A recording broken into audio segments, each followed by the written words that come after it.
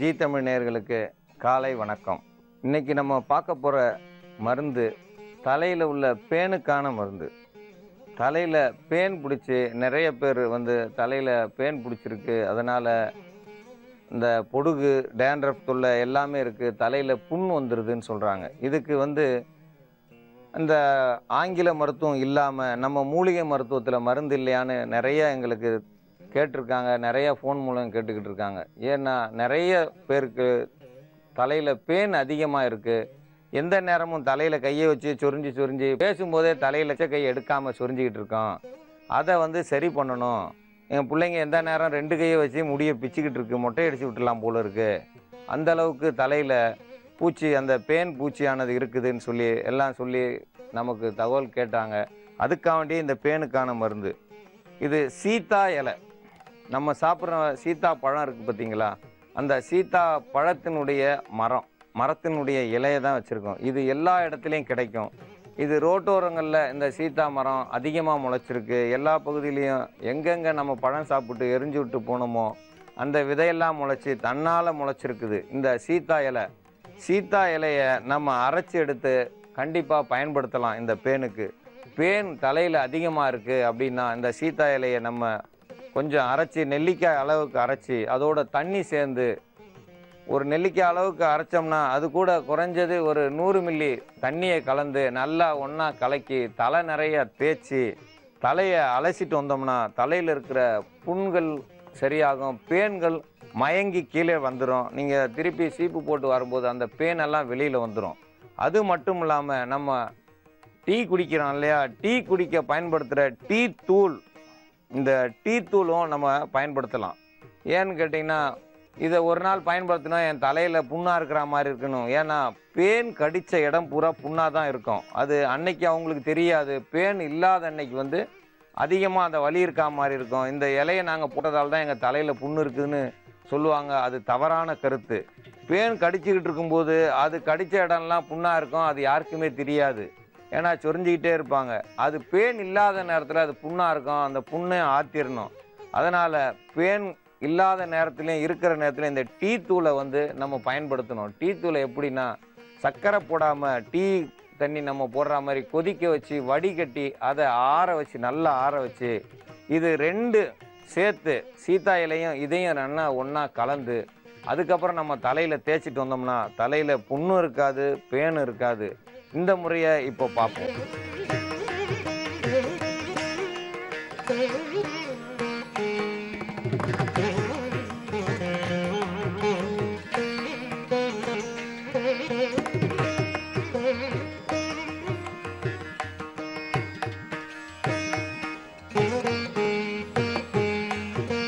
இந்த பேனுக்கான மருத்துவம். பேன் இருந்தாலே தலையை சொரிஞ்சிக்கிட்டே இருப்போம், முகம் அழகு போயிடும். அவங்க எத்தனை முக பாவனை செஞ்சுருந்தாலும் தலைமுடிகள், சிகை அலங்காரம் எல்லாமே கலைஞ்சி போயிடும். அவங்க அதுக்காக வேண்டியே தலையை விரித்து போட்டே திரிவாங்க. ஜடை போட முடியாது. ஏன்னா ஜடை போட்டால் 2 வட்டம் தலையை சொரிஞ்சோம்னா ஜடையெல்லாம் பிரிஞ்சிடும், அது பார்க்கவே அசிங்கமாக இருக்கும். இதை மறைக்கிறதுக்காக வேண்டியே சில பேர் தலையை விரித்து போட்டுகிட்டே இருக்கிறாங்க. அது கிராமத்தில் சொல்லிடுவாங்க, தலையில் பேன் அதிகமாக இருக்குது, அதனால தான் தலையை விரித்து போட்டு தர்றாங்க. இங்கே நகரத்தில் எல்லாருமே தலையை விரித்து போட்டுக்கிட்டு தான் இருக்காங்க. ஆனால் எவ்வளோ பேன் இருக்கோ, இல்லை பேன் இல்லாமல் தான் அப்படி இருக்காங்களோ எங்களுக்கு தெரியாது. அவங்களுக்கு இந்த சீத்தா இலை, இந்த சீத்தா பழத்தினுடைய மரத்தினுடைய இலையை நம்ம பயன்படுத்துகிறோம். சீத்தா இலை எல்லா இடத்துலையும் கிடைக்கும். அதனால் சீத்தா இலையை பயன்படுத்திக்கிங்க. உங்கள் தேவைக்கு தக்கன எடுத்துக்கலாம், தப்பு கிடையாது. 50 கிராம் அளவுக்கு சீத்தா இலையை அரைச்சி எடுத்தோம்னா 1 லிட்டர் தண்ணியை சேர்த்துக்கிறணும். இந்த டீ தூளை கண்டிப்பாக டீ தூள் ஒரு 5 கிராம் எடுத்தோம்னா ஒரு 200 மில்லி தண்ணியை ஊற்றி காய்ச்சி எடுத்து ஆற வச்சிடணும். நல்லா ஆறுனதுக்கப்புறம் இந்த சீத்தா இலையை அரைச்சி வச்ச தண்ணியோடு சேர்ந்து 2யும் கலந்து அதை நம்ம தலையில் தேய்ச்சி ஒரு அரை மணி நேரம் விட்டுட்டு அதுக்கப்புறம் தலையை அலசினீங்கன்னா தலையில் ஒரு பேன் கூட மறுநாளே இருக்காது. இதை தினந்தோறும் போடணுன்ற அவசியம் இல்லை. ஒரு நாள் போட்டாலே போதும், தலையில் ஒரு பேன் கூட இருக்காது. பேனுக்காக வேண்டி புதுசாக மருந்து வாங்க வேண்டிய அவசியம் இல்லை. சேக்காயை கண்டிப்பாக பயன்படுத்தி தான் தலையில் கண்டிப்பாக கழுவணும், தலையை அலசணும். சேக்காயை தேய்க்காமல் நாங்கள் புதுசாக உள்ள ஷாம்பை சேர்க்குறோம்னா தலைமுடிகள் கொட்டினாலும் அதுக்கு வாய்ப்பு இருக்குது. ஏன்னா ஷாம்பு தலையில் உள்ள வேர்களை பிடுங்கக்கூடியது. இவை எல்லாமே வேர்களை நல்லா ஸ்ட்ராங்காக பலப்படுத்தக்கூடியது. அதனால் ஷாம்பு பயன்படுத்துறத கொஞ்சம் விட்டுட்டு சேக்காயை போட்டு தலையை அலசினீங்கன்னா தலையில் உள்ள அனைத்து பேன்களும் அன்னைக்கே கலைந்து விடும். தேவைப்பட்டால் ஒரு மாதத்துக்கு ஒரு முறை 2 முறை இதை தலையில் பயன்படுத்தினோம்னா அதுக்கப்புறம் பேன் ஈறு வேறு எந்த ஒரு இதுவும் தலையில் இருக்காது. தலையில் புண்களும் இருக்காது. இந்த டீ தூளை தலையில் இது பண்ணுறதால எந்த ஒரு தப்பும் வராது. நல்ல முடி வளர ஆரம்பிச்சிடும். முடி இல்லாத இடத்துலையும் முடி முளைக்கக்கூடியது. ஏன்னா சீத்தா இலை பட்ட இடத்துல உள்ள புழு வெட்டு இருந்தாலும் அந்த புழுக்கள் கண்டிப்பாக அந்த புழு வெட்டிலிருந்து தப்பிக்கலாம். புழுக்கள் மயங்கி வெளியாகிடும். புழு வெட்டுன்றதே இருக்காது. இந்த சீத்தா இலையை அரைச்சதை இந்த தண்ணியை நம்ம அந்த டீ தூளோடு சேர்க்குறோம். இது சேர்க்கும் பொழுது ரெண்டும் ஒன்றா சேர்ந்துடும். இது ஒன்றா சேர்த்ததுக்கப்புறமும் டீ தூள் மாதிரியே தான் இருக்கும். அதனால் ஒன்றும் நினைக்கக்கூடாது. நல்லா கையில் தேய்ச்சி தலையில் நல்லா போடணும்.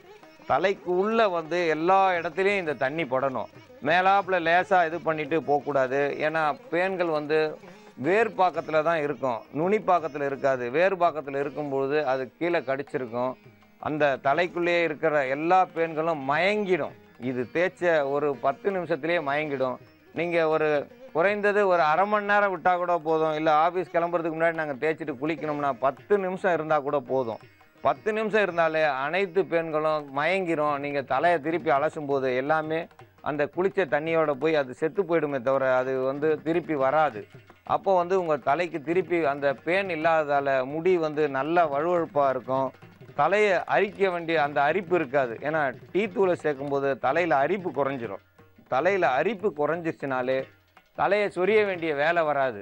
சொரிஞ்சாங்கனாலே முகம் சுருங்கிடும். நீங்கள் பார்க்கலாம், தலையை சொரிகிறவங்க முகம் கண்டிப்பாக சுருங்க தான் செய்யும். ஏன்னா அது வலிக்கும். வலிக்கும் போது நிறைய நகங்கள் வச்சுருக்கிறவங்கன்னா தலையில் புண்ணாக்கிடுவாங்க. சொரிஞ்சு புண்ணாயிடும். அந்த நிலைக்கு வரக்கூடாது. தலையில் உள்ள புண்களும் இல்லாமல் இருக்கணும்னா இந்த டீ தூள் இவ்வளோ நாள் நீங்கள் டீயாக தான் குடிச்சிங்க, அதை மருந்தாக ஒரு நாளும் பயன்படுத்தலை. எல்லாமே மருந்து செடி தான். நம்ம இங்கே டீ இலை கிடைக்காதால, கொழுந்து கிடைக்காதால் நம்ம டீ தூளை நேரடியாக போட்டுட்டோம். இதே கேரளாவிலையோ இல்லை மலைப்பகுதியில் இருந்தாங்கன்னா அந்த இலையை நேரடியாக போட்டு காய்ச்சி தலையில் தேய்ச்சா பேன்களே இருக்காது. இந்த பேன்களே இல்லாமல் இருக்கும்போது தான் நமக்கு நல்ல ஒரு தலையை சுகமாக இருக்கும். தலையில் அரிப்பு இல்லாமல் இருந்தால் முகம் கண்டிப்பாக அழகாக இருக்கும். முகம் அழகாக இருந்தால் வசீகரமான ஒரு தோற்றத்தை கொடுக்கும். இப்போது நம்ம பார்க்குற மருத்துவம் நீர்க்கடுப்பு. நீர்க்கடுப்புனா சிறுநீர் கழிக்கும்பொழுது அந்த கடுப்பு ஏற்படும், வலி இருக்கும். அதுக்கான மருத்துவம். நீர்க்கடுப்புனா சாதாரணமாக நம்ம நினச்சிட்றோம். ராத்திரி முழுவதும் தூங்க முடியாமல் நிறைய பேர் அவதிப்படுவாங்க. இந்த நீர்க்கடுப்பு எதுக்கு வருதுன்னா, காலையில் குளித்து முடித்ததும் தேங்காய் எண்ணெய் தேய்க்காதவங்களுக்கு கண்டிப்பாக இந்த நீர்க்கடுப்பு வரும். தலையில் எண்ணெய் வைக்காதவங்களுக்கு இந்த நீர்க்கடுப்பு வரும். உடம்புல சட்டை போடாமே இருப்பாங்க, அவங்களுக்கு இந்த நீர்க்கடுப்பு வரும். தலையில் தொப்பி அல்லது துண்டு கட்டாமல் இருந்தால் அவங்களுக்கு இந்த நீர்க்கடுப்பு வரும். இந்த மாதிரி நீர்க்கடுப்பு வராமல் இருக்கிறதுக்கான மருத்துவம் தான் இப்போ பார்க்க போகிறோம். ஏன் இந்த நீர்க்கடுப்பு வருது? அதிகமான வெயிலில் சுற்றுறாங்க, அலைச்சல், வேலை அலைச்சல், இதெல்லாம் கவனிக்காமல் தலையில் எண்ணெய் வைக்காமல் நம்ம இருசக்கர வாகனத்தில் சுற்றி வரும்போது அவங்களுக்கு அப்போ தெரியாது. ஆனால் சாயந்தரம் வந்ததுக்கப்புறம் தான் தெரியும். அடிக்கடி நீர்க்கடுப்பு வந்துச்சுன்னா ஒரு மூலையில் போய் சுருண்டு படுத்துக்கிடுவாங்க. இந்த சுருண்டு படுத்து தினந்தோறும் இதே மாதிரி இருந்துச்சுன்னா கொஞ்ச நாளைக்கு அப்புறம் பார்த்திங்கன்னா கிட்னியில் கல் வந்துடும். அந்த சிறுநீரக கல் வந்துருச்சுன்னா இன்னும் அதை விட கொடுமையாக இருக்கும். இந்த நீர்க்கடுப்பு நமக்கு சிறுநீர் கழிக்கும் போது கடுப்பு இருந்தாலே நம்ம முன் ஜாக்கிரதை ஆயிடணும். அந்த கடுப்பு வராமல் இருக்கிறதுக்கு பார்த்துக்கிறதுக்கு இளநீ குடிக்கணும். தினந்தோறும் ஒரு இளநீ நம்ம மத்தியான வேலையில் குடித்தோம்னா ஓரளவு அந்த நீர்க்கடுப்பு குறையும். தலையில் தேங்காய் எண்ணெய் தேய்ச்சி வந்தால் ரொம்ப நல்லது. தேங்காய் எண்ணெய் 1 லிட்டர் எண்ணெயில் 200 மில்லி விளக்கெண்ணெய் சேர்த்து மொத்தமாக கலக்கி வச்சுருந்து அந்த எண்ணெயை தலையில் தேய்ச்சிட்டு வந்தால் அந்த நீர்க்கடுப்பு வராது. கிராமப்புறத்தில் துண்டை தலையில் கட்டுவாங்க, நகர்ப்புறத்தில் தொப்பி போட்டுக்கிறோம். தொப்பி போடுறதால அவங்களுக்கு எந்த ஒரு இது இருக்காது. அந்த வெயிலினுடைய தாக்கத்தை குறைக்கும். நேரடியாக நம்ம தலையில் படும்போது அந்த வெயிலினுடைய முழு அளவும் போய் சிறுநீரகத்தை தான் பாதிக்கும். சிறுநீரகம் பாதித்தாலே அந்த நீர்க்கடுப்பு ஏற்படும். அந்த நீர்க்கடுப்பு ஏற்பட்டால் அவங்க கண்களில் நீர் வரும், கண் செவந்து இருக்கும், அவங்களுடைய முகம் சுருங்கி இருக்கும். இவங்க இரவு முழுவதும் படுக்க முடியாது. ஏதாவது ஒரு மூலையில் போய் குத்த வச்சு உக்காந்துருப்பாங்க. அவங்க முடியாத நாள் சில பேர் அழுவாங்க. அந்த அழுகையை பார்த்துட்டு நம்ம வேறு ஏதாவது ஆஸ்பத்திரிக்கு கொண்டு போனோம்னா கண்டிப்பாக அவங்க வேறு மருத்துவம் தான் செய்வாங்க. அது ஏன் என்னன்னு பார்க்க மாட்டாங்க. அதுக்கப்புறம் 2-3 நாளுக்கு அப்புறம் அது சரியாகும். இந்த நீர்க்கடுப்பு ஆக விடாமல் இருக்கிறதுக்கான மருத்துவத்துக்கு உங்களுக்கு நம்ம எப்பயுமே பயன்படுத்துகிற கொத்தமல்லி இலை, இந்த கொத்தமல்லி இலை எல்லா இதுலேயும் பயனாகும். இந்த கொத்தமல்லி இலையை நம்ம பயன்படுத்தும் போது சிறுநீரகத்தில் போய் நல்ல வேலை செய்யும். சிறுநீரக பைகளில் இது வேலை செய்யும்போது சுகமாக இருக்கும். இதோடு சேர்ந்து புதினா, இந்த புதினா அடிக்கடி சேர்க்கும்போது சிறுநீரகத்தில் கல் உற்பத்தி ஆவதை தடுக்கும். சிறுநீரகம் சுத்தம் செய்யும்போது அந்த சிறுநீரக துர்நாற்றத்தை சரி செய்து துர்நாற்றத்தை போக்கக்கூடியது இந்த புதினா. இந்த புதினாவை நம்ம அடிக்கடி நம்ம உணவில் பயன்படுத்திட்டு வந்தோம்னா அந்த சிறுநீர் இன்னும் சுத்தமாகும். இதோடு சேர்ந்து நம்ம இளநீ சாப்பிட்றோம். இந்த இளநீ எதுக்கு சாப்பிட்றோம்? இதில் அதிக அளவு குளுக்கோஸ் இருக்குது. இந்த குளுக்கோஸ் நம்ம உடலை பாதுகாக்கக்கூடியது. அந்த குளுக்கோஸ் அதிக அளவு நம்ம சாப்பிடும்போது சிறுநீரகம் முழுவதும் நிறைஞ்சி அடிவயிறு குளிர்ச்சியாகி சிறுநீர் இளநீ தண்ணி மாதிரி போனால் தான் அந்த நீர்க்கடுப்பு குறையும். அந்த நீர்க்கடுப்புக்கு முக்கியமாக இதில் பாதாம் பிசின்னு சொல்லுவோம். பாதாம் மரத்திலிருந்து எடுக்கப்படுற இந்த பிசின், இந்த பாதாம் பிசினை நம்ம சேர்த்து இந்த மருந்து தயாரிக்கிறோம். இதனோடு சேர்ந்து பனை வெல்லமும் செய்யணும். ஏன் பனை வெல்லம் சேர்க்கணும்னா, பனை வெல்லம் ஒரு குளிர்ச்சி உண்டாக்கி இந்த பனை வெல்லம் சேர்க்கும்போது இன்னும் நல்ல ஒரு ருசியாக இருக்கும். எந்த ஒரு பொருளும் நம்ம ருசியாக சாப்பிடும்போது நல்லா சாப்பிட்லாம். இது சர்க்கரை நோய் வராது. இந்த பனை வெல்லம் சேர்க்கும்போது இந்த பனை வெல்லம் சேர்த்து இது 5ஐயும் சேர்த்து நம்ம பண்ணும்போது ரொம்ப அற்புதமாக வேலை செய்யும். சிறுநீர் கடுப்புன்னு சொல்லுவோம். பெண்களுக்கு இந்த சிறுநீர் கடுப்பு மட்டும் இருக்காது, அதோடு வெட்டை நோயும் சேர்ந்து வந்துடும். இந்த வெட்டையும் சேர்த்து கட்டுப்படுத்தும். அதே போல் ஆண்களுக்கும் இருக்குது. சிறுநீர் கடுப்பு ஆகி அவங்களால நடக்க முடியாது. சிறுநீர் கடுப்பு தினந்தோறும் இருந்துச்சுன்னா கண்டிப்பாக அவங்களால மூளை மொத்தமாக செயல்படாது. எந்த நேரம் கோபத்திலே இருப்பாங்க, இல்லைனா ஒரு மூலையில் போய் யாரோடையும் பேசாமல் இருப்பாங்க. இந்த நிலைக்கு வராமல் எல்லாரையும் காப்பாற்றணும்னா இந்த மருத்துவத்தை இப்போ பார்ப்போம். பாதாம் பிசினை இளநீர் தண்ணீரில் ஊற வச்சுருக்கோம். ஏன்னா இது உடனே ஊறாது, குறைந்தது 3 மணி நேரமாவது ஊறணும். இதில் 20 கிராம் பாதாம் பிசின் போதுமானது. 20 கிராம் பாதாம் பிசினுக்கு குறைந்தது 1/2 லிட்டர் தண்ணி தேவை. 1/2 லிட்டர் தண்ணி உள்ள தேங்காய் இளநீ தண்ணியை தான் நம்ம சேர்க்கணும். இந்த இளநீ தண்ணியிலேயே இது ஊறுச்சுன்னா 3 மணி நேரத்தில் இந்த ஜெல் மாதிரி ஆகிடும். இதோடு சேர்ந்து 5 கிராம் கொத்தமல்லி, 5 கிராம் புதினா, 5 கிராம், இது ரெண்டையும் நம்ம சம அளவு எடுத்து அரைச்சி இது கூட சேர்த்து நம்ம ஊற வச்சோம்னா அது சுகமான ஒரு இன்பமான ஒரு பானக்கரமாக இருக்கும். பானக்கரம்னா நம்ம குடிக்க சுகமாக இருக்கும். இதுக்கு பனை வெல்லம் சேர்க்குறோம். ஏன் பனை வெல்லம் சேர்க்குறோம்னா, பனை வெல்லம் சேர்த்தோம்னாலே ஒரு புளிப்பும் இனிப்பும் சேர்ந்த சுவையோடு கிடைக்கும். வேறு சர்க்கரை சேர்த்தா இந்த மாதிரி சுவை கிடைக்காது. புளிப்பும் இனிப்பும் சுவை கிடைக்கும் பொழுது சிறுநீரகத்தில் இது போய் வேலை செய்யும்போது அற்புதமாக வேலை செஞ்சு அந்த சிறுநீரக கடுப்பை உடனடியாக நிறுத்தும். குறைந்தது ஒரு 1/2 மணி நேரத்தில் சிறுநீரில் உள்ள கடுப்பை போக்கக்கூடியது. இது தினந்தோறும் நீங்கள் சாயந்தர நேரத்தில் சாப்பிட்டீங்கன்னா இரவு நல்லா தூங்கலாம்.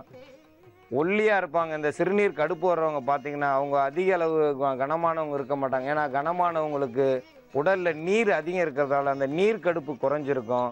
ரொம்ப ஒல்லியானவங்களுக்கு இந்த நீர் கடுப்பு அதிகமாகி அவங்க அவதிக்குள்ளாவாங்க. அவங்களுக்கு இந்த மருந்து இல்லை, இது ஒரு ஜெல் கலந்த கலவையாக இருக்கும். இந்த பாதாம் பிசின் சேர்க்கும் பொழுது இது அந்த அளவுக்கு அற்புதமாக இருக்கும்.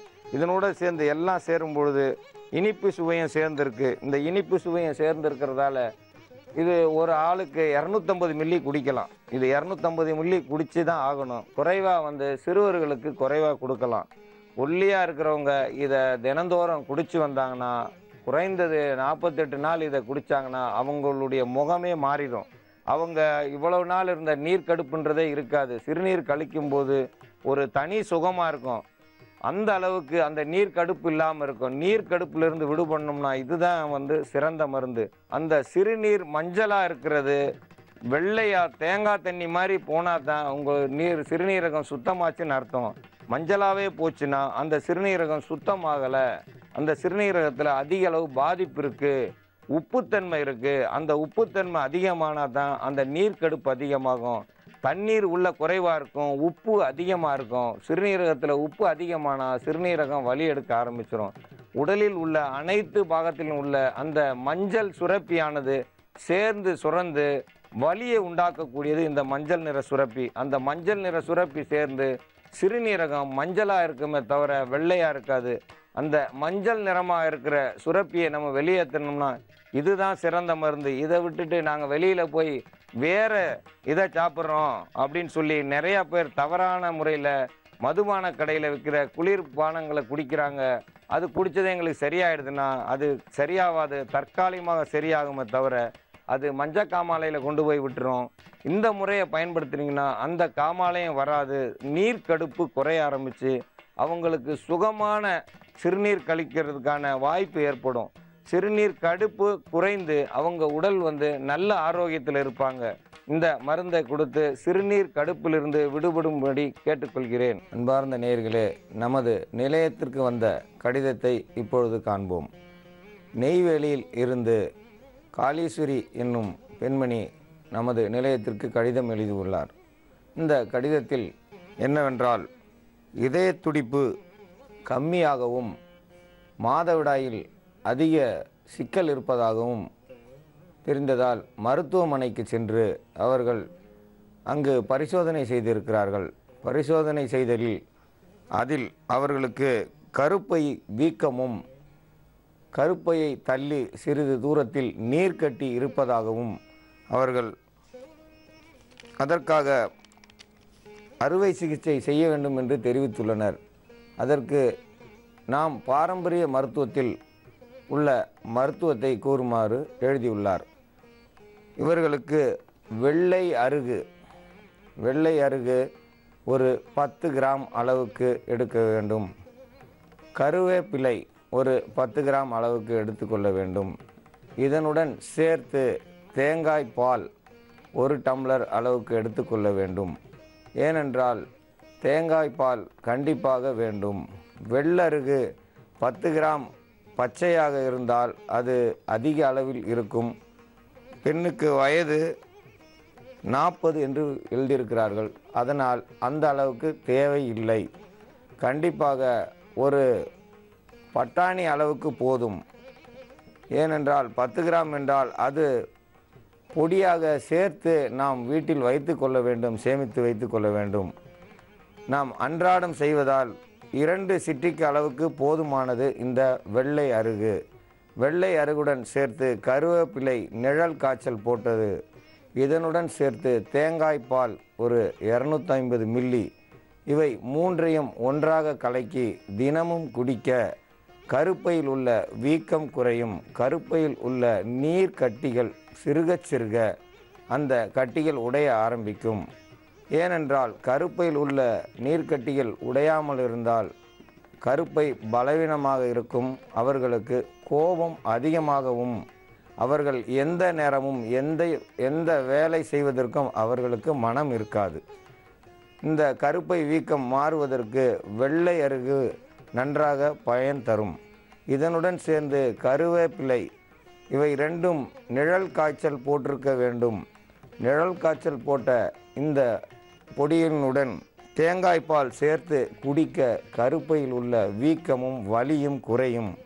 இதய துடிப்பு சரிவர இருக்க அவர்களுக்கு செம்பரத்தை, அதை இப்பொழுது செம்பருத்தி என்கிறார்கள். செம்பருத்தி என்றால் வேறொன்று. நீங்கள் செம்பருத்தி என்பதுதான் அது செம்பரத்தை பூவை காய்ச்சி குடிக்க இதய துடிப்பு சீராகும். இதய துடிப்பு சீராக செம்பருத்தி பூ 10 கிராம் அளவுக்கு எடுத்து 200 மில்லி தண்ணீரில் கொதிக்க வைத்து குடித்து வர இதய துடிப்பு சரியாகும். இதய துடிப்பு சரியாகாமல் இருந்தால் கருப்பை வீக்கம் சரியாகவில்லை என்று பொருள்.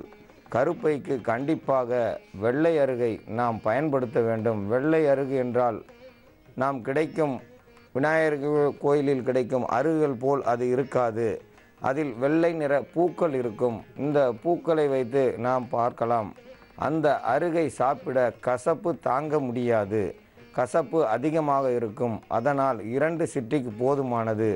நாம் கிடைக்கும் பொழுது அதை அதிக அளவில் சேமித்து வைத்தால் இவர்கள் 48 நாள் இதை சாப்பிட்டு வர கருப்பை வீக்கம் குறைந்து கருப்பையில் உள்ள நீர் கட்டிகள் மெதுவாக கரைய ஆரம்பிக்கும் அல்லது உடைய ஆரம்பிக்கும். இது உடைய ஆரம்பிக்க கோபம் குறையும். கோபம் குறைந்தால் உள்ளே கட்டிகள் சரியாகின்றது என்று பொருள். கோபம் குறையவில்லை என்றால் கட்டிகள் சரியாகவில்லை என்று நாம் தெரிந்து கொள்ளலாம். எதற்கெடுத்தாலும் கோபம் வரும். எந்த வேலை செய்யவும் அவர்களுக்கு பிரியம் இருக்காது. எந்த நேரமும் முகத்தை சுரித்து கொண்டே இருப்பார்கள். அவர்கள் வேலை செய்ய முடியாமல் உட்கார்ந்தால் எழுந்திருக்க மனம் இல்லாமல் படுத்து கொள்வார்கள். நிறைய பெண்களுக்கு மன வருத்தத்தினால் இந்த கட்டிகள் வருவது சகஜமாகிவிட்டது. ஆண்கள் அதிகம் தொல்லை கொடுப்பதால் இந்த கட்டிகள் ஏற்படும். ஆண்களுடைய உடல் சூடு சேராமலும் இந்த கட்டிகள் வருவதுண்டு. ஏனென்றால் ஆண்கள் பல இடங்களுக்கு சென்று ஊராக சுற்றி வருகிறார்கள். இவர்களுடைய சூடு பெண்களுக்கு நீர் கட்டியை உண்டு பண்ணும். இவர்கள் அதிக வருத்தப்படும்படி பெண்களை சண்டையிட்டாலோ இந்த கட்டிகள் ஏற்படுகிறது. வருத்தப்படாமல் பார்த்து கொள்ள கட்டிகள் தானாகவே குணமாகும். இந்த நிகழ்ச்சியை பார்க்கும் அனைவரும் ஆண்களும் தங்கள் மனைவிகளை சண்டையிட்டால் நீங்கள் அடிக்கும் அடி கையில் தான் விழும் என்று நினைக்கிறீர்கள். அல்ல, அது கருப்பையில் விழுகிறது. ஒவ்வொரு அடியும் கருப்பையில் தான் விழும். அதனால் உங்கள் வர்க்கமே அழியும். ஏனென்றால் கருப்பை எடுத்தால் அடுத்து குழந்தை பிறக்காது. கண்டிப்பாக சண்டையிடுவதை குறைத்து சமாதானமாக விட்டு போக இந்த கருப்பை நோய் வருவதை தடுக்கலாம். நீர்க்கட்டிகள் என்றால் சிறியதாக இருக்கும். அது பட்டாணி அளவுக்கும் நெல்லிக்காய் அளவுக்கும் இருக்கும். அந்த நீர்க்கட்டிகள் சாதாரணமாக உடைந்து சாதாரண நிலைக்கு வருவார்கள். சதை கட்டிகளாக இருந்தால் கண்டிப்பாக அது அறுவை சிகிச்சை மூலம்தான் சரி செய்ய வேண்டும். சதை கட்டிகள் கருப்பை வாயை அடைப்பது மட்டுமல்லாது இதய துடிப்பையும் குறைத்து மூச்சையும் நிறுத்திவிடும். அதனால் அதற்கு மருந்து இருந்தாலும் அதை நல்ல மருத்துவரிடம் ஆலோசனை பெற்று அந்த மருந்தை நீங்கள் பயன்படுத்த வேண்டும். சதை கட்டிகள் இருந்தால் கண்டிப்பாக மருத்துவர் ஆலோசனை பெற வேண்டும். நேரடியாக சென்று பார்த்து நீங்கள் அவரிடமும் அந்த பெண் மருத்துவரிடமும் சென்று பரிசோதனை செய்து அதற்கான தீர்வை காண வேண்டும் என்று கேட்டுக்கொள்கிறேன்.